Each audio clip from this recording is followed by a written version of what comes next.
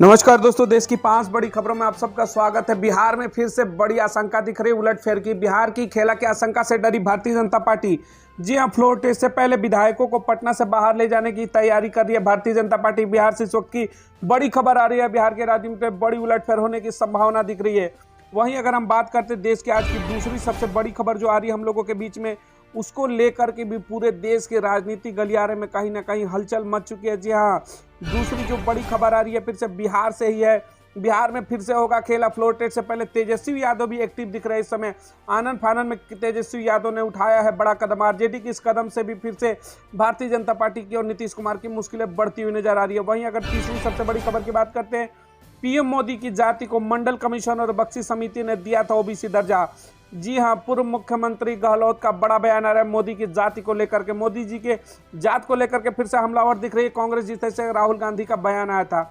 वहीं अगर बात करते हैं चौथी सबसे बड़ी खबर की, तो भारत रत्न तो दे दिया। स्वामीनाथन फार्मूले पर किसानों के एमएसपी को लेकर के बड़ा बवाल मचा हुआ है। एमएसपी को मांग को लेकर के कांग्रेस का मोदी सरकार से बड़ा सवाल। वहीं पांचवी सबसे बड़ी खबर आ रही है महाराष्ट्र में कानून व्यवस्था की स्थिति पर शिंदे सरकार को बर्खास्त करने की मांग कर रही है शिवसेना। जी हां, महाराष्ट्र में शिवसेना ने मांग की है कि शिंदे सरकार को बर्खास्त की जाए कानून की व्यवस्था पर। चलिए आज की 5 बड़ी खबरों को विस्तार से शुरू करते से पहले चैनल को लाइक और सब्सक्राइब करें ताकि हर बड़ी खबर आप तक मिलती रहे। आज की पहली बड़ी खबर है, बिहार में खेला की आशंका से भारतीय जनता पार्टी डर चुकी है। जी फ्लोर टेस्ट से पहले भारतीय जनता पार्टी नीतीश कुमार की भी मुश्किलें बढ़ चुकी है। बिहार में नई सरकार के फ्लोर टेस्ट से पहले खेला की आशंका ने बीजेपी को बेचैन कर दिया। लिहाजा बीजेपी ने अपने सारे विधायकों को एक साथ पटना से बाहर रखने की तैयारी कर ली है। जी बड़ी खबर आ रही है, विधायकों को बाहर रखने की तैयारी में भारतीय जनता पार्टी 10 से 11 फरवरी को बीजेपी के सारे विधायक बोधगया में होंगे। उन्हें फ्लोर टेस्ट से पहले एक दिन पटना लाया जाएगा। विधायकों की घेराबंदी शुरू हो चुकी है बिहार में इस वक्त। जी हाँ, तमाम पॉलिटिकल पार्टी अपने अपने विधायकों को लेकर के अलग अलग जगहों पर तैयारियों में रखने की है। बीजेपी की ओर से जानकारी आई है कि पार्टी ने 10 और 11 फरवरी को पार्टी के विधायकों को प्रशिक्षण शिविर का आयोजन किया है। ये प्रशिक्षण शिविर बोधगया में आयोजित होगा। इसमें तमाम विधायक मौजूद रहेंगे जिन्हें पार्टी के पदाधिकारी प्रशिक्षण देंगे। बता दें कि भाजपा ने पहले से ही ऐसा कोई कार्यक्रम तय नहीं किया था। बुधवार की रात भाजपा के बड़े नेताओं का बैठक हुई जिसमें फ्लोर टेस्ट से पहले सारे विधायकों को एक साथ रखने का बड़ा फैसला लिया गया। इसके लिए प्रशिक्षण शिविर की प्लानिंग की गई। ये भी तय किया गया कि पटना में अगर शिविर लगाया गया तो विधायकों को इधर उधर भटकने का बड़ा खतरा हो सकता है। लिहाजा शिविर को पटना से बाहर लगाने जाने की योजना बनाई गई और बोधगया का चयन किया गया।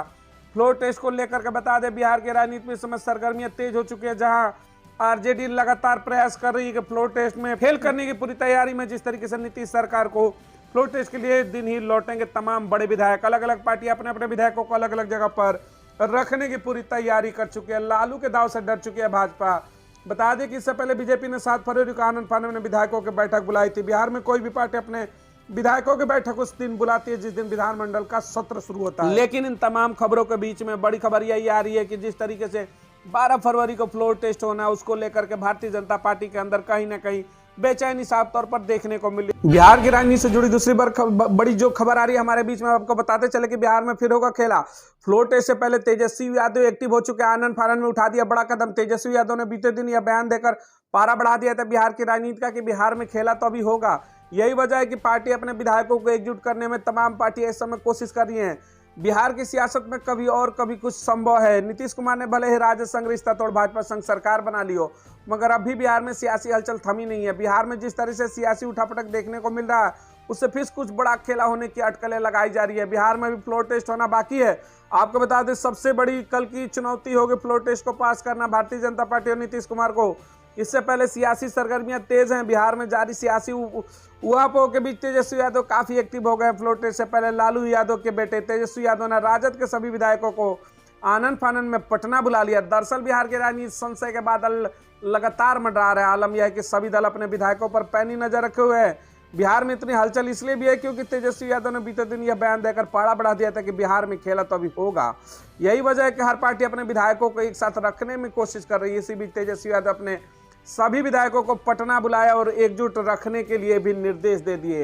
तेजस्वी यादव ने अहम बैठक भी बुला दी है। आपको बड़ी खबर बता दें, माना जा रहा है कि बिहार के पूर्व मुख्यमंत्री तेजस्वी यादव ने शनिवार शाम को राबड़ी देवी के आवास पर राजद विधायक दल की एक अहम बैठक बुलाई। इस बीच सभी विधायकों को पटना ही रहने का निर्देश दिया गया।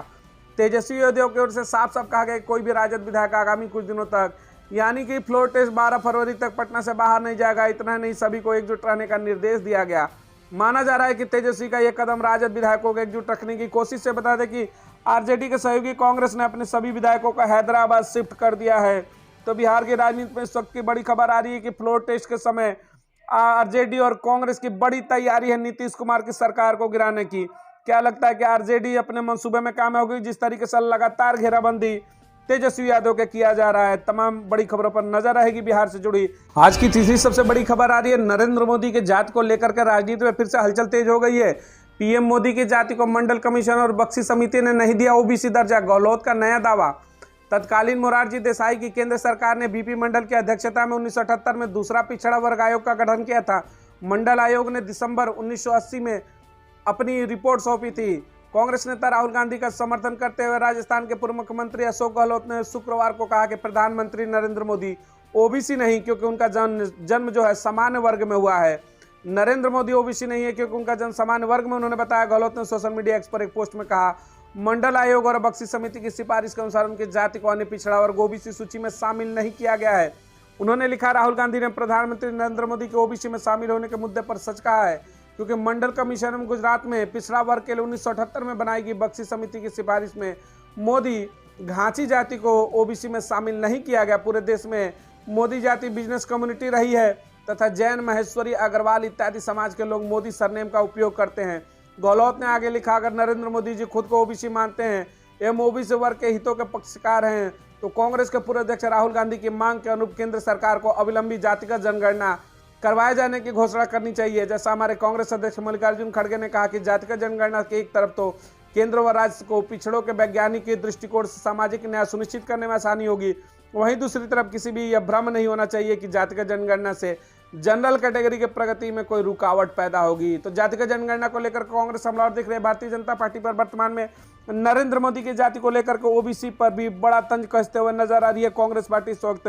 गहलोत ने लिखा कि हमारे नेता राहुल गांधी का मानना है कि सभी वर्गों के विकास के लिए समान अवसर मिले एवं न्याय सुनिश्चित हो, यह भारत जोड़ो यात्रा का मुख्य उद्देश्य है।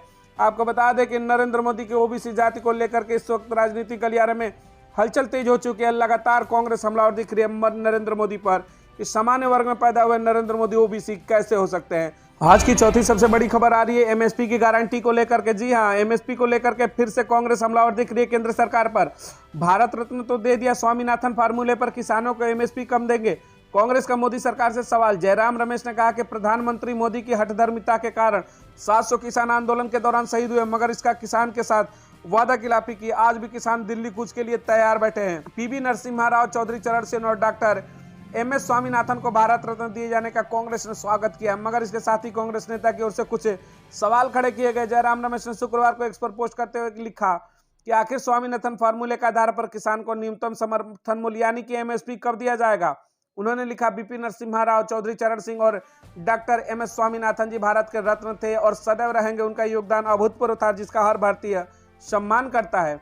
जयराम रमेश ने कहा कि डॉक्टर स्वामीनाथन फार्मूले के आधार पर किसानों को न्यूनतम समर्थन मूल्य कानूनी दर्जा दिए जाने पर मोदी सरकार चुप है। प्रधानमंत्री मोदी की हठधर्मिता के कारण 700 किसानों ने अपनी जान दे दी, मगर सरकार किसानों के साथ वादा खिलाफी आज भी कर रही है।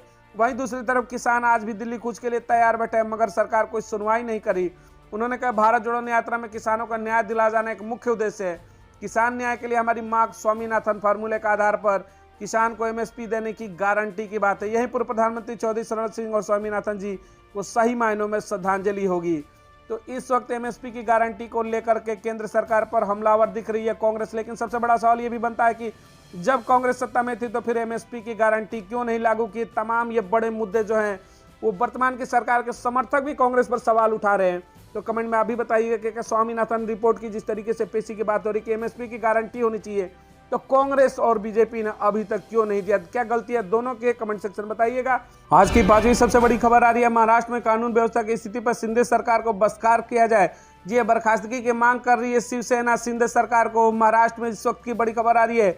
बता दें आपको कि 9 फरवरी शिवसेना यूबीटी ने शुक्रवार को कानून व्यवस्था की स्थिति को लेकर महाराष्ट्र में एकनाथ शिंदे सरकार को बर्खास्त करने की मांग कर दी है। पार्टी की यह मांग ऐसे वक्त आई है जब विपक्षी दल के एक नेता की कल गोली मारकर हत्या कर दी, जबकि हाल ही में एक अन्य राजनेता को पुलिस थाने के अंदर गोली मार दी गई थी।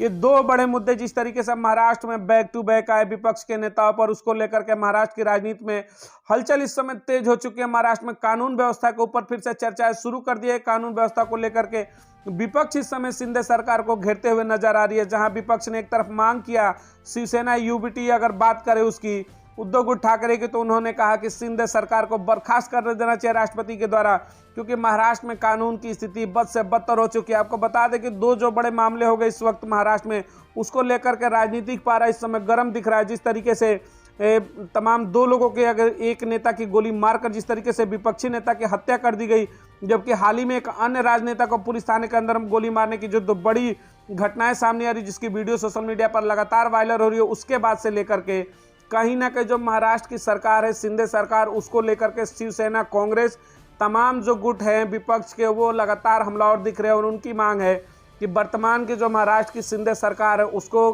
केंद्र सरकार के द्वारा, राष्ट्रपति के द्वारा बर्खास्त करने की लगातार मांग उठ रही है।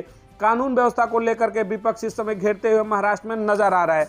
चलिए रुक करेंगे, तमाम और बड़ी खबरों के लिए हमारे साथ जुड़े रहें। लेकिन साथ ही साथ एक बड़ा सवाल है, 2024 लोकसभा चुनाव से पहले जिस तरीके से किसानों के मुद्दे को लेकर के कांग्रेस लगातार हमलावर है, क्या लग रहा है 2024 चुनाव में कांग्रेस इंडिया गठबंधन वापसी करेगी या फिर नरेंद्र मोदी तीसरी बार सत्ता में वापसी आ रहे? कमेंट सेक्शन में बताइएगा। मिलेंगे तमाम और बड़ी खबरों के साथ। बहुत बहुत धन्यवाद।